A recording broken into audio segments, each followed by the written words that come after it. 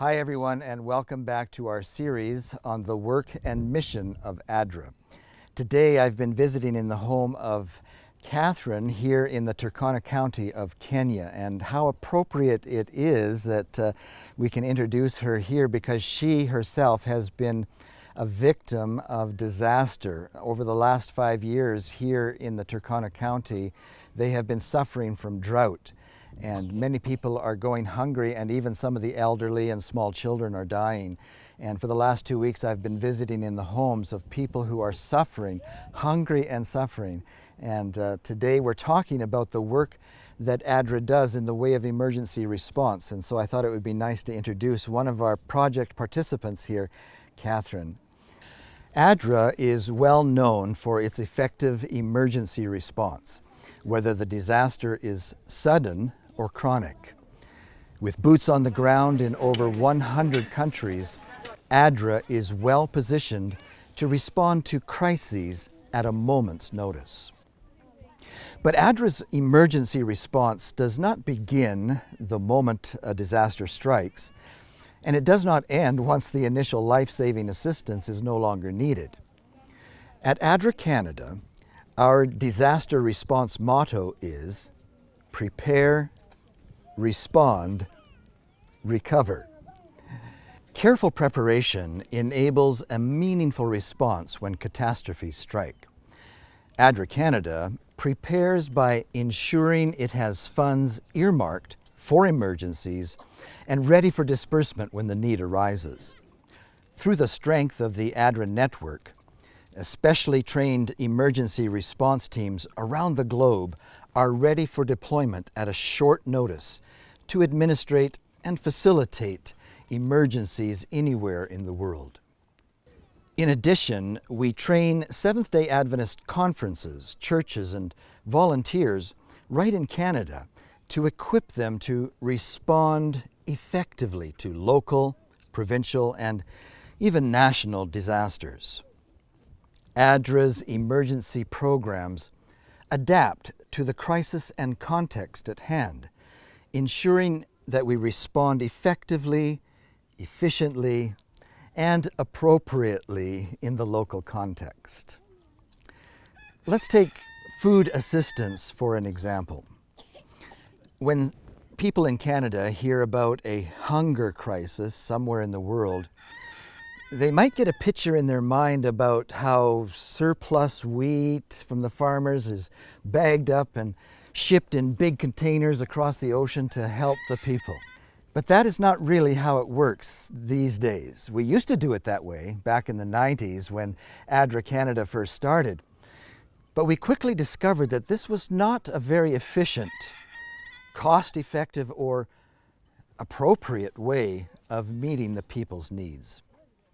The cost of shipping was exorbitant.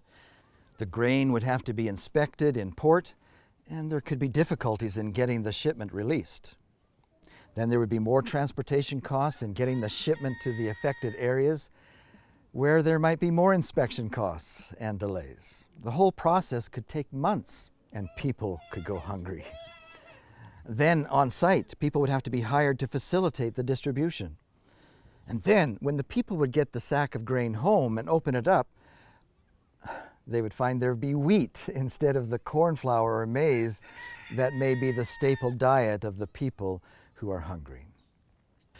Today's method is much more efficient, cost-effective, and appropriate to the local culture. Today, funds are transferred from our office in Canada to the ADRA office in the country affected, through a bank transfer. And then the local office transfers the funds to the people who are in need. For example, here in Kenya, where we are filming today, they have an amazing method of transferring funds over the phone. It's called the M-Pesa system. And how it works is once the money comes from Canada to the ADRA Kenya office, they can then distribute those funds to all of the people they have registered in the villages. ADRA staff goes out to the villages that are affected, and working with the local chiefs, they identify the most vulnerable people in the village, and then they are registered with their M-Pesa account on their cell phones. And then once each month, the funds are just instantly distributed throughout the whole area that's affected and needs the help. And so it's very easy, it's very efficient, fast, instant, and it doesn't require the hiring of a lot of staff to manage a distribution. And so it's a win-win-win situation for ADRA Canada, ADRA Kenya, and the people who are participating in the program. And the really great thing is that they can now take their cell phones to any M-Pesa stand and transfer that into real cash that they can take to the market and buy the food that they and their family enjoy eating. In fact, many of the markets here in Kenya also are registered on the M-Pesa system. So the people don't even really need to go and transfer their money on their phone. They can just go into the market and buy the food that they want and just transfer the money, much like we do with Apple Pay back in Canada. And the really big bonus about this system of hunger response is that it stimulates the local economy, which is a real help to the local market. But food support is not the only way that ADRA responds to disasters.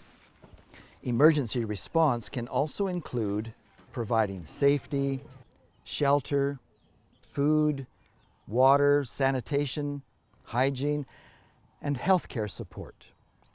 For example, in Yemen, civil conflict has paralyzed food production and distribution for many years.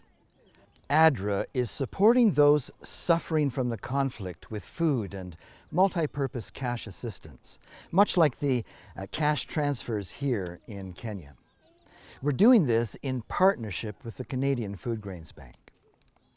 As the civil war rages on, it is wreaking significant damage on health facilities and supplies. Through a project funded by the Government of Canada, ADRA is rehabilitating health facilities, building laboratories and operating rooms, furnishing medical equipment, and distributing medicines. Through a referral and transportation initiative, ADRA is enabling those in need of advanced medical care to reach larger hospitals in the capital city of Sana'a. The project is providing additional training to community healthcare workers, midwives, and other medical staff to increase their capacity to deliver much-needed quality healthcare and nutrition counseling. The project is also providing salaries for healthcare workers to enable them to continue their life-saving work while still supporting their own families. Once a disaster has ended and the global spotlight has moved on to the next crisis, ADRA remains to assist families in rebuilding their lives. These programs include work such as renovating homes and reestablishing livelihoods. These programs also help families to increase their resilience through the livelihood projects and savings and loans groups, empowering them to weather the next disaster with greater strength and confidence. ADRA Canada partners with governments, other ADRA network offices, local NGOs, grassroots organizations, and of course the communities themselves to ensure that our response meets real needs in an effective, transparent manner. Times of disaster are volatile, leaving people vulnerable and sensitive. A collaborative, well-informed approach means that more people in need receive life-saving help. Through our emergency response programs, ADRA reveals God's true character of justice, compassion, and love to those who are caught in the worst of circumstances. Thank you for watching today. Please join me next time as we talk about the many ways that you can support and partner with the work and mission of ADRA. So long for today.